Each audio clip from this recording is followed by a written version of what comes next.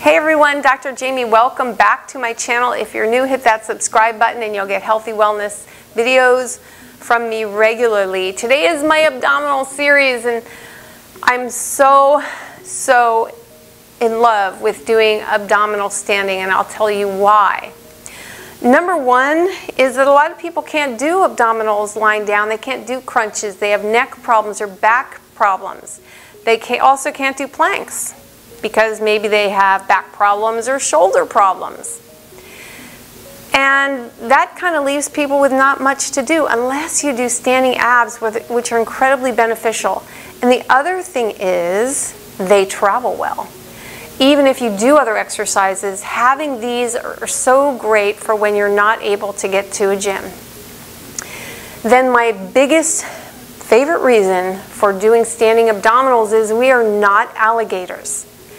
In other words, we need to strengthen our bodies in functional positions. And standing is a functional position. If you do planks, if you lie on your back doing crunches and you strengthen, you'll get some tight, nice looking abs, but I can guarantee you that you are not strengthening your body functionally at all for a standing position, because the muscle fibers will be running strengthened in different directions.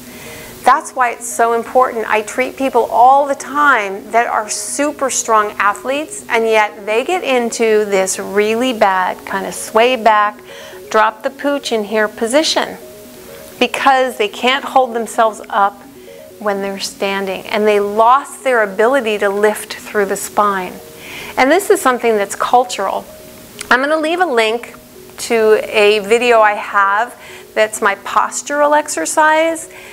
And if you have trouble with some of the basics, I'm going to refer you back there to start with that. It is a phenomenal exercise to actually learn how to get that lift back and how to get movement in this lower spine.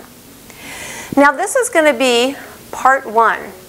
And before you start anything, I want you to make sure you stop, pause, read my disclaimer. This video, as part one, will be me explaining how to do everything because I want to make sure that you guys know how to do it well. The second video, I'm actually going to give you a 8 to 10 minute routine. And you'll be able to do these anywhere, anytime, any place because they're standing. Sometimes I do my abs at lunchtime at my office, close the door, and there I go. And I've chosen just a few exercises. And just to let you know, that's mostly what I do. I do a lot of standing abs. I'm a yoga person, so I also like to do sun salutations, and I'll do a few of those, but I don't do any crunches ever. Okay, the first thing that I would like to do, and this is a really popular one you'll see from other people doing standing exercises for the abs, but I incorporate a lift into it. So we're going to go side to side, right? And let me start by saying, if you're doing these standing abdominals, I want you to suck your abs in the entire time. In fact, you think this is something that can be done mindless, but it's not. You're pulling those abs in and they will work that much harder. Feet are about hip distance apart, and we're just going to go back and forth. Really easy.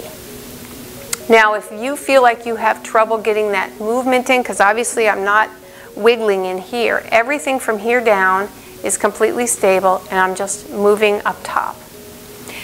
When you're learning this, I want you to make the movement small. And of course, depending on the health of your back and also your age, you might want to not do too many reps. So you're just going back and forth. Now the second part of this I like to do is add a lift in through the spine. So you can see a little bit of a difference. Not only am I going side to side, but I'm lifting through my spine a little bit. And go back, if you're going, what is she talking about? Go back, the link's below, watch that other posture lift and you'll get how to do this. So we're lifting back, side to side, and there's a really bad disco move in here somehow, but we won't go there. Side to side. Now the next part, and I'll give you repetitions and all that when we do it as a series. I brought my right leg back, right along the same line. And now I'm going front to back, and I'm still incorporating that lift. Back and forth, back and forth. Now I'm going to bring that right leg, not even with the left, but in front of it. And we're going to go back and forth and do a few of those. Side to side, just work on those nice and slow, nice and easy, till we get to my next video, incorporating that lift. So you want to feel like you're pulling up, pulling up, pulling up as you go back and forth. Okay, that was the first exercise in this series. And we're going to do a total of 6.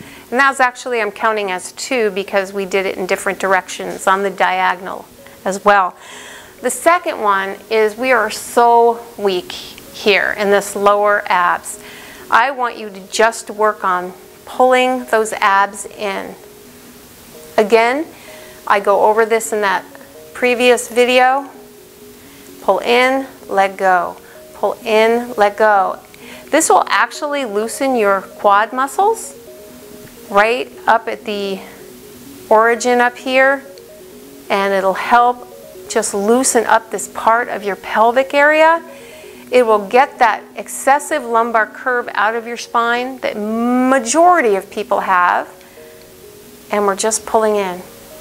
You may do this or try to do this and say, I don't know what she's talking about because I'm not moving anything, nothing moves. Then all you do, use your mind and just keep having the intention of pulling that in, and just notice what's moving on me and make that move on you. Eventually you will, because we're all meant to do it. Just keep practicing in and out. Good. Okay, what are we doing next? All right, let's do some leg lifting.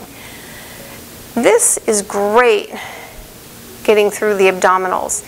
And we're going to vary this according to how you feel, right? I'm going to have some people bring their leg all the way up. Now, if that feels at all uncomfortable, or if you have any type of back issue, I don't want you to do anything but maybe even tap onto the tip of your toe. Because you might be, 75 years old trying to do this for the first time, and we don't want you to get injured. So make sure the abs are always pulled in, because with all these exercises, you got to suck it in. You got to make sure your posture stays lifted and good, and then we're going to bring the leg up and down. And then we're going to, it's called a standing crunch. Okay, that's how you do it, keeping the abs tight, only going as far as you're comfortable, whether it's a toe tap or somewhere in between. And then, of course, we're going to do the other side. This is always my easier side. Looks the same, add that little bit of crunch from the top. Losing my balance. Okay, you get the idea. The next one we're going to do, this I learned from a dance teacher, and it's really good at getting those muscles through this whole area. And this is used for training for Latin dancing. And what we're going to do is we're going to actually pull back through each side. And what's going to happen is the butt's going to go back. So I'm pulling on the side I'm pointing on. My butt goes back. And I'm not sticking my butt back. I'm pulling from the front. This is another one of those hard ones to get, but once you get it, and then I switch. And then I switch. And then I switch. And you keep going. Back and forth. And notice, or you guys might not be able to see, but I break at the knee each time. Pull, pull, pull, pull in each side. You can get in, feel a little bit of that Latin movement happening for you. Really good, but working it. Keeping your mind on this exercise is important, and feeling it. Okay, next one we're going to do is a modified wood chop, because we want to get a little bit of the oblique muscles going. Wood chop is basically done where you bring yourself down, as if you were chopping wood, right? just like this. But I want to make sure that you have action happening here, so I want to actually go through the motion without using my arms. Remember, we always suck our abs in, which are good. My arms are staying out of it, and I'm going to actually crunch. I'm crunching. You can make the movement big or small, but I'm going to the side. You've got to keep those abs in because you're protecting your back that way. And then when you feel comfortable with that, if you want to and you're loosened up, you can make the movement bigger by pretending you're actually chopping something. And that chop can actually almost be a little bit to the side, not very far. Again, that protects your back more than if you're going over more. And you're just switching your weight from one foot to the other. Right now, I'm switching from my right to my left foot in weight. Keep those abs tight. These abs should never be done without you paying attention when you do them. And if you want to get something to actually swing, that helps too. All right, that covers all our exercises. What we're going to do next time is put them in a routine. Let me know, guys, if you enjoyed this, and we'll see you next time. Bye.